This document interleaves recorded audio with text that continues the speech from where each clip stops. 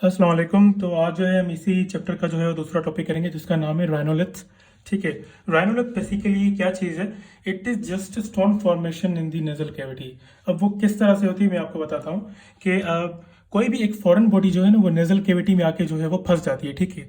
अब वो फंस तो गई, वहां पे फिर क्या होगा कि अगर कैल्शियम और मैग्नीशियम की डिपोजिशन उसके ऊपर होने लग जाएगी, तो मतलब सॉल्ट्स की डिपोजिशन होने लग जाएगी तो फॉरेन बॉडी में, तो वो it will be converted into the rhinolith. ठीक है। तो बॉडीज कोई भी हो सकती हैं, जैसे कि एंडोजिनस बॉडी जैसे ब्लड क्लॉट या फिर नेजल सीक्रेशन वगैरह, तो वो कोई भी बॉडीज हो सकती हैं। उसके ऊपर अगर जो है वो जैसे कि कैल्शियम डिपॉजिट्स और जो है वो मैग्नीशियम डिपॉजिट सॉल्ट्स डिपोजिशन हो रही होगी उसके ऊपर, तो it will lead to the formation of the stone और we can say the rhinolith. ठीक है। तो ओवर पीरियड क्या होता है कि राइनोलिथ जो है वो अगर उस बॉडी को अगर हम रिमूव ना करें, ठीक है, तो ओवर पीरियड क्या होगा कि उस राइनोलिथ में जो है वो राइनोलिथ की साइज जो है वो इंक्रीज होती जाएगी। ठीक है। इंक्रीज होती जाएगी due to the constant deposition of the salts. ठीक है। वो डिपोजिशन जब होती जाएगी तो फिर वो क्या हो जाएगा कि वो हार्ड होता जाएगा। ठीक है। लार्ज राइनोलिथ जो है वो प्रेशर एग्जर्ट करता है over the nasal septum and the lateral wall of the nose पे। ठीक है।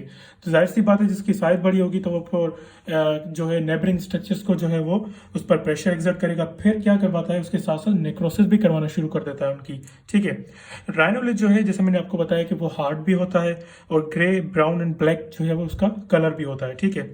क्लिनिकल फीचर ये है कि यूनिलेटरल ऑब्स्ट्रक्शन होगी। ठीक है। उसके अलावा डिस्चार्ज होगा वो फाउल स्मेलिंग डिस्चार्ज होगा और ब्लड स्टेन डिस्चार्ज होगा, क्योंकि वो स्टोन फॉर्मेशन है तो वो जाहिर सी बात है कि जो म्यूकोसा है उसको जो है वो इरिटेट करता हुआ आएगा और जो है वो इन्फ्लेम्ड हो जाएगी म्यूकोसा।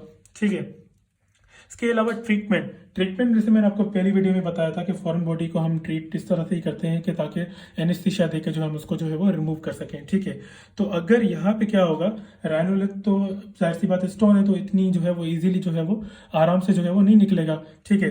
तो फिर हम क्या करते हैं कि उसको जो है वो स्मॉल पीसेज में जो है हम उसको ब्रेक करते हैं, देन जो है उसको हम रिमूव कर देते हैं। ठीक है। लार्ज राइनोलिथ जो है हम उसे रिमूव करने में जो है वो एक अप्रोच यूज करते हैं जिसको हम कहते हैं लेटरल राइनोटॉमी अप्रोच। ठीक है। इससे हम जो इस कंडीशन को जो है हम ट्रीट कर सकते हैं। अगर इसमें कोई भी आपको चीज़ समझ में ना आई हो तो आप कमेंट्स पूछ सकते हैं। Thank you so much.